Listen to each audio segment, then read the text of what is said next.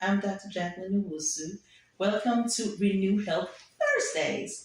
And so this channel is called is basically a channel that promotes a healthy lifestyle using fruits and vegetables to basically help heal your body, and so your body can then have the right platform to combat different diseases and be able to heal itself. So you can come off your chronic medications if it's possible. You and your doctors can work together and see how you can get yourself healthy.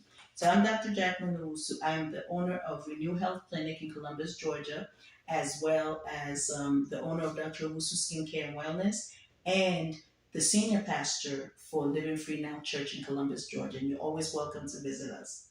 So with that said, sometimes I put on my pastoral hat and I minister to you all, and it just motivate and encourage you all. Sometimes I will put on my doctor hat and teaching hat and teach you guys. And today is going to be one of those doctor teaching mode. So we're going to talk about proteins today.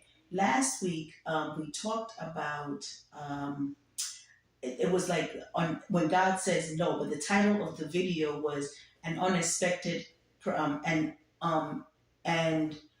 unexpected answer, like to your prayer, right? An unexpected answer to your prayer. So basically, when God says no.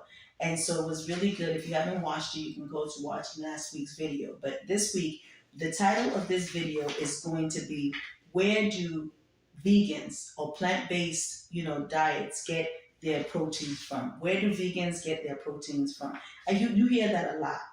We've also done videos on are carbohydrate bad for you? Carbohydrates bad for you? Please go watch that video.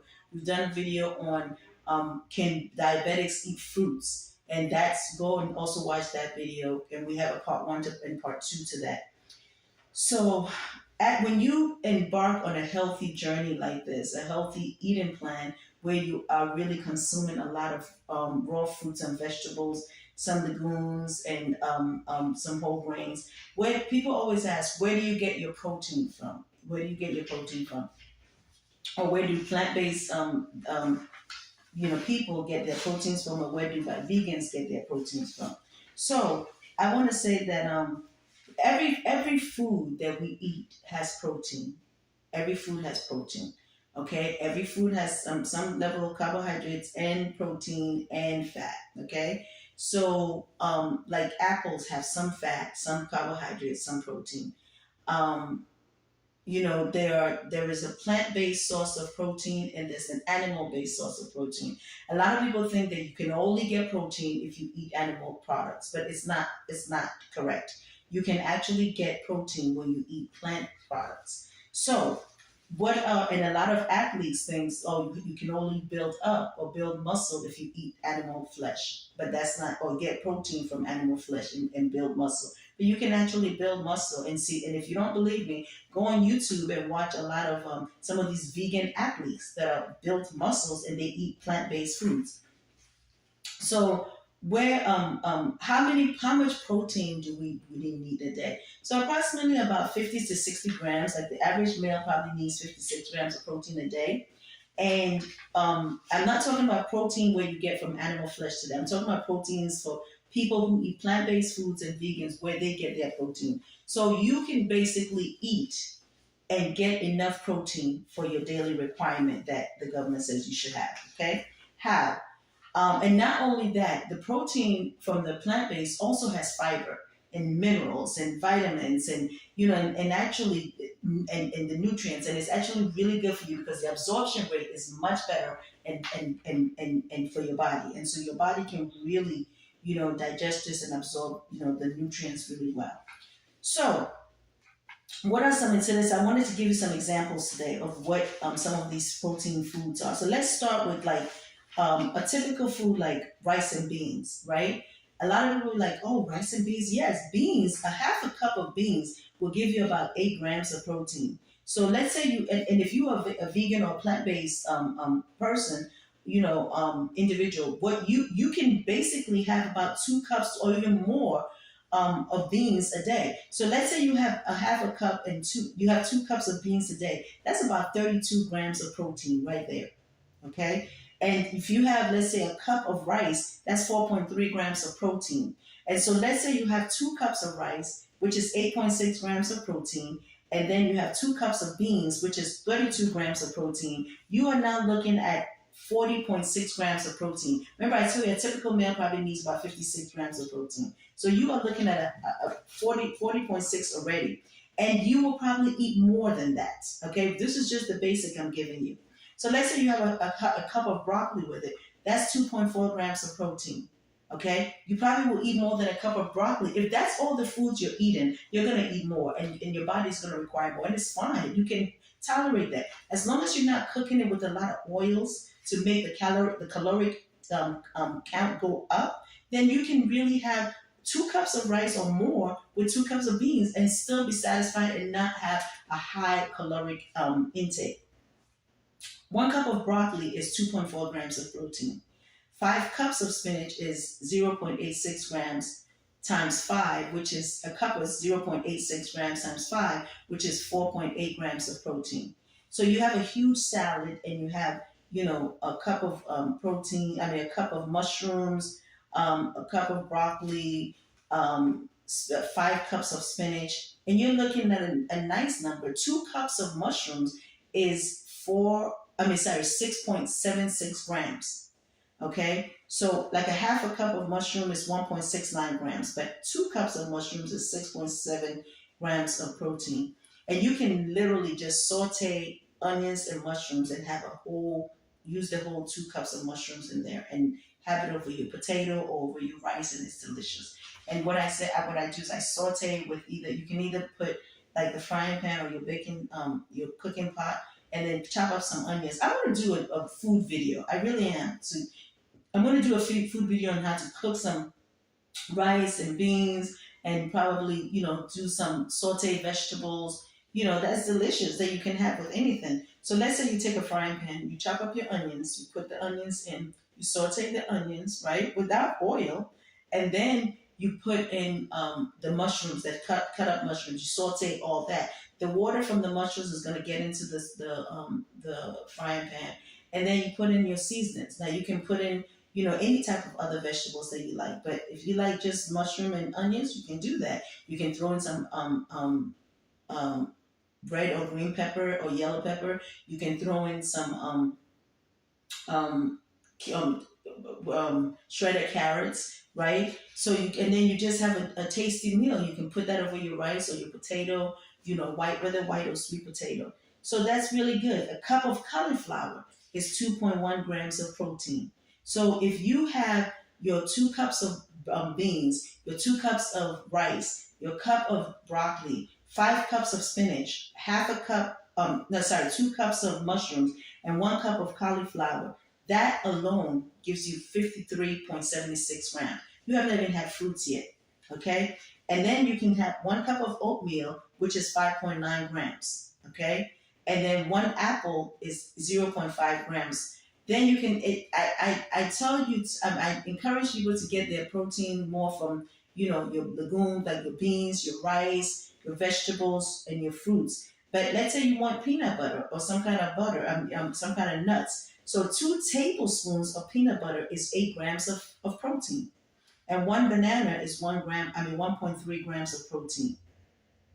The other thing about plant-based protein is that it is high in fiber, okay? And the fiber, so like for example, 1 cup of white rice, it's and beans, right? It's about 12 grams, okay, which is really great. It's like 1 cup of white rice is about, and with beans, it's about 10 grams of protein. And that 10 grams of protein, 12 grams of protein plus 10 grams of fiber. So this fiber, which is coming mostly from the beans, will really help you. It helps regulate gut health. It makes your gut healthy. It makes you like have to start moving your bowels better. It helps slow down the digestion of the starchy carbohydrate, which is the white rice, and it prevents certain types of chronic diseases. So it is very important because the government says that you should have about 25 grams of fiber a day for females and about 31 grams of fiber a day for men. So you can easily get this from plant protein if you eat like, a lot of your green cruciferous vegetables, a lot of your fruits. So let's say, for example, you say, okay, Dr. Usu, I am plant based, right? However, I do more raw foods than cooked foods, and that's fine. Because what I'm telling you now is about the cooked food side, plus some raw. I mean, definitely your rice and beans is cooked, but then you can have lots of vegetables. You can have lots of fruits, which are all raw. So let's say you want to do raw. So then I mean, when I said huge quantity of all types of vegetables, all types, and then huge quantities of fruits. This will give you like a nice number in your protein. And then also, have some nuts, have a little bit of nuts, not a whole lot, but you can have some nuts, and that will also bump up your protein intake. So there are ways of doing it without, feeling like you cannot do this. You can do this. Vitamins. Vitamin B12, by the way, is not made by the animal. Because a lot of people always say, well, vitamin D, you could be vitamin B12 deficient. It's not always made by the animal. It's not made because the cows they eat grass. All these big animals, they grow big. You see them, they eat grass. So vitamin B12 is made by a bacteria in the digestive tract, okay, in the animal or even some humans, okay? Even humans, I mean. Vitamin D now comes from I think I've discussed that in my calcium regulation. But vitamin D, when you get sunlight, right, try and get about 20 to 30 minutes of sunlight a day, and that will help with, the vitamin D production, and which is a natural source coming from sunlight. And then the vitamin D also helps you with the calcium absorption. Okay, so you definitely need vitamin D for calcium absorption. Some of the cruciferous vegetables like kale, cauliflower, Brussels sprouts, let's see, cabbage. So all those vegetables are really, really good, and they provide you with high amounts of protein. Also, I just want to make sure I'm not missing anything. That's why I put some notes down. So corn, spinach. Spinach gives you both protein, iron. You have broccoli. You have lentils. And so all of these stuff, foods are foods you can eat. So you have the vegetable part, you have the fruit part, and you have the legumes and nuts part. So you can basically get enough protein from the foods that you eat, okay? So if the question comes up anytime you tell them that you're doing a plant-based diet, and they tell you, well, where do you get your protein from?